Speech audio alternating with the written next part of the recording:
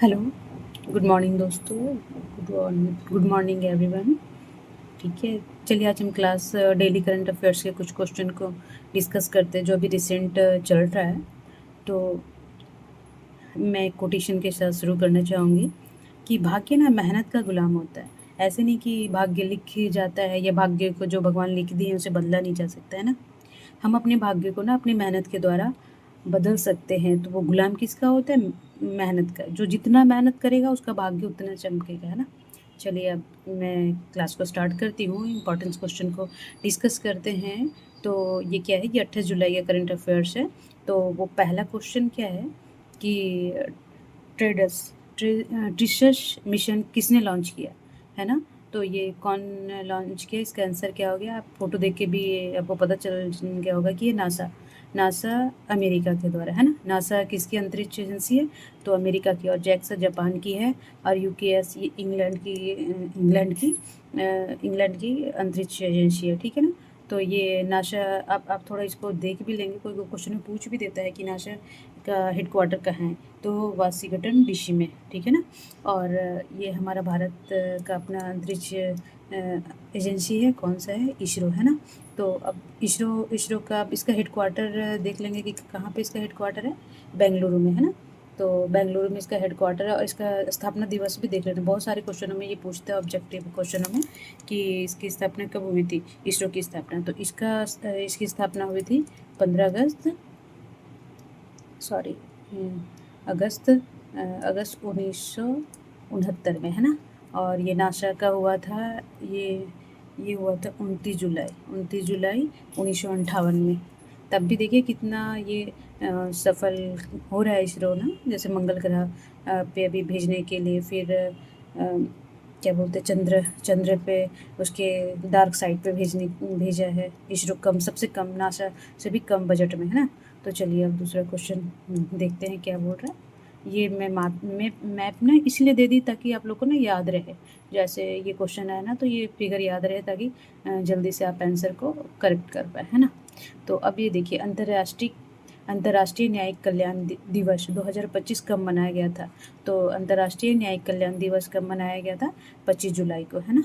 तो इसका आंसर क्या होगा? 25 जुलाई। अभी इसकी थीम कोई रखी नहीं गई है।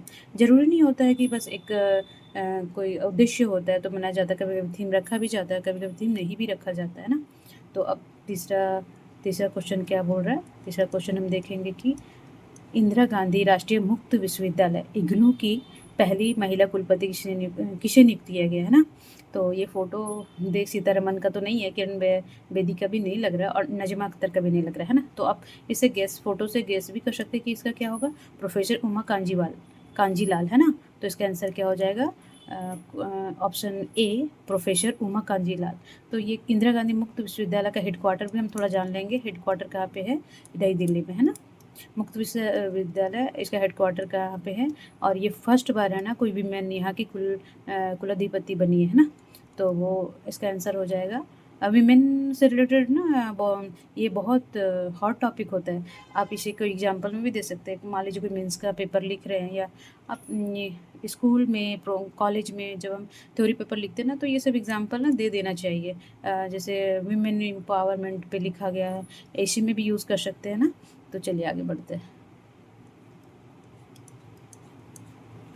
इसको मिटाते हुए चलती हूँ ना, फिर आप लोग बोर हो जाते होगे ना कि मैम मिटाते रहती है हम लोग को। लाइन में रख के ना थोड़ी एक एक पेज करके ना मिटा देती हूँ। ओके, थोड़ा सा इधर रह गया।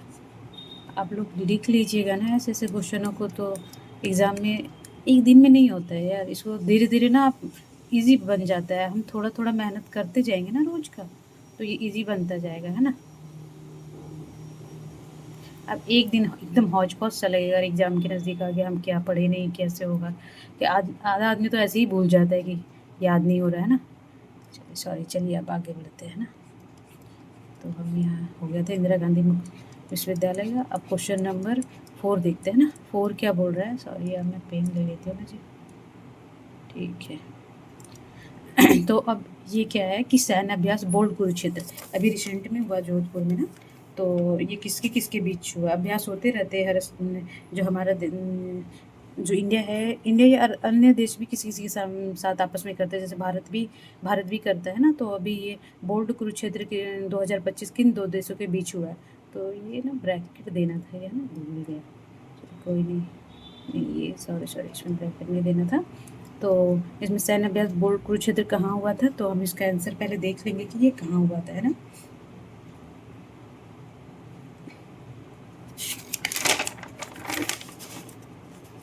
तो इसका आंसर हो जाएगा 4, है ना, भारत और सिंगापुर के बीच में। तो सिंगापुर अभी तो आप लोग देख लीजिएगा मैप में कहाँ है, इससे ज्योग्राफी कंप्लीट होता जाएगा। अब भारत और सिंगापुर के बीच में कौन सा हुआ था? बोर्ड कुरुक्षेत्र, है ना। तो ये कहाँ भी हुआ था ये भी आप देख लीजिएगा। तो ये हुआ था जोधपुर। अब जोधपुर कहाँ पे है? राजस्थान में, है ना। ठीक है। और अब हम थोड़ा ये भी देखते चले जाए कि सैन्य अभ्यास भारत और श्रीलंका के बीच में कौन कौन सा होता है। तो श्रीलंका और भारत के बीच में होता है ये मित्र शक्ति, है ना। और भारत और फ्रांस के बीच होता है वरुण गरुड़, है ना। सैन्याभ्यास वायुसेना के बीच भी होता है, थल सेना और जल सेना तीनों के बीच होता है। तो भारत और फ्रांस के बीच वरुण हो गया, गरुड़ हो गया, है ना। और भारत और नेपाल के बीच में कौन सा होता है? तो ये होता है सूर्य किरण। तो ये थोड़ा सा ध्यान रखिएगा, सूर्य किरण इसके भारत और नेपाल के बीच में, भारत श्रीलंका के मित्र शक्ति, और भारत और सिंगापुर में भी ये, और इस सिंगापुर में और होते रहते हैं, आप देख लीजिएगा लिस्ट जाके, ये मैं बता दूंगी अब नेक्स्ट क्लास में। बोर्ड कुरुक्षेत्र तो ये याद रखिएगा, मेन ये करंट टॉपिक है ना, भारत और सिंगापुर। चलिए आगे चलते हैं, ये फिगर याद रखिएगा ना। अब ये क्वेश्चन नंबर 5 है ना। तो क्वेश्चन नंबर 5 बोल रहा है कि आर्द्र भूमि पर रामसर कन्वेंशन के पक्षकारों का 15वां सम्मेलन को 15 भी बोलते हैं इसको, कहाँ आयोजित हुआ है? ठीक है।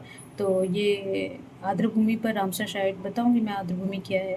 तो कन्वेंशन के पक्षकारों का 15वां सम्मेलन को 15 है, ये आंसर नहीं करके ये बोल देगा आर्द्र भूमि पर रामसर कन्वेंशन के पक्षकारों पर 15वां सम्मेलन ना बोल के को 15 कहाँ आयोजित हुआ है ये भी कभी कभी दे देता है, 15वां सम्मेलन भी देगा।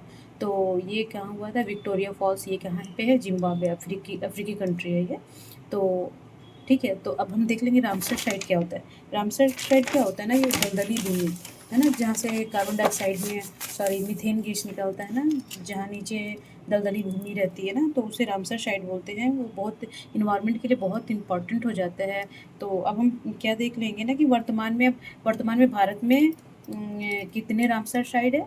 तो 91 तक हो गया अभी, काफ़ी। और ये ना एशिया का सबसे ज़्यादा रामसर साइट तो भारत में ही है ना। तो भारत में ही है। और इसमें भी भारत में भी सर्वाधिक कहाँ है जी? तो ये सर्वाधिक है तमिलनाडु, है ना। तमिलनाडु में सर्वाधिक रामसर साइट है।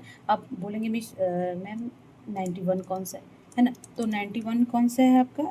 ये है उदयपुर का, है ना। खीचन और मीनार, ये कौन सा है? 91 कौन सा हो गया आपका? ये है खीचन और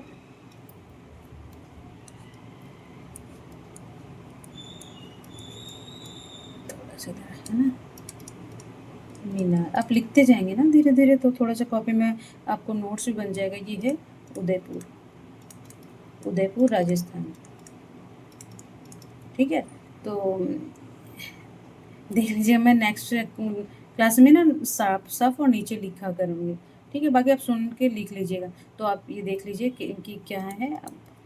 पहले तो ये हो गया कि आर्द्र भूमि रामसर कन्वेंशन पक्षकार 15वां सम्मेलन COP 15 कहाँ है? जीते विक्टोरिया फॉल्स में। ठीक है। तो अभी और भारत में कितने रामसर साइट है? तो 91 है, जो एशिया का सबसे ज़्यादा है ना। और अब भारत में भी सर्वाधिक कहाँ है? तमिलनाडु में। अब जो 91वां है, जो 91 अभी बना है रिसेंट में, वो कौन से मतलब बना किया जिसको दर्जा दिया जाता है?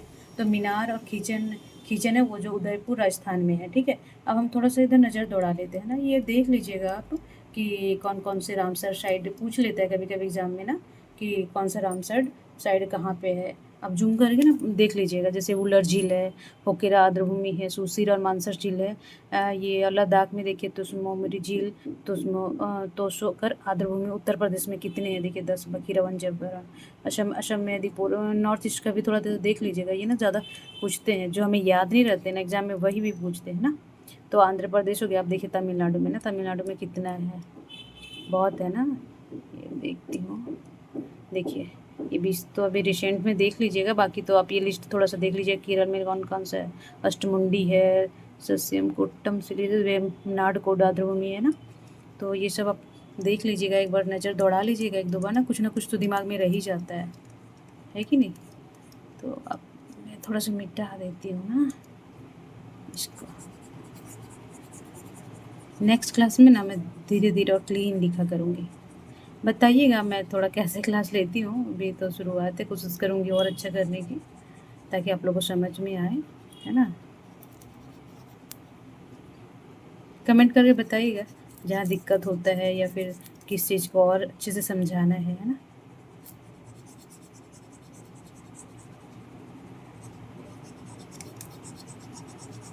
कोशिश करूँगी और क्वेश्चन को मैं बढ़ा दूँ, 10 क्वेश्चन कर दूँ करंट अफेयर्स का, पर अभी शुरुआत है तो मैं सोचती हूँ कि ठीक है। तो आप ना इसको स्क्रीनशॉट ले लीजिएगा, इसको ना जो बोली इसको नोट कर लीजिएगा जी, ठीक है।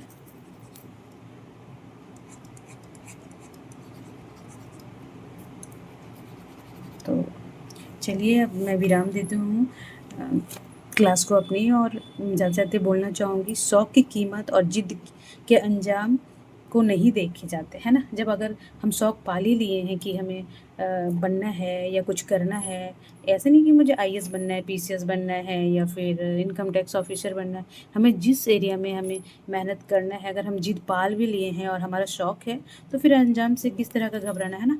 जो होगा देखा जाएगा, ऐसे भी बैठ के भी जो होगा वो देखा ही जाएगा ना, तो करके भी जो होगा देखा जाएगा। थैंक यू सो मच हमारे वीडियो देखने के लिए, हमें लाइक करने के लिए। Okay, thank you so much.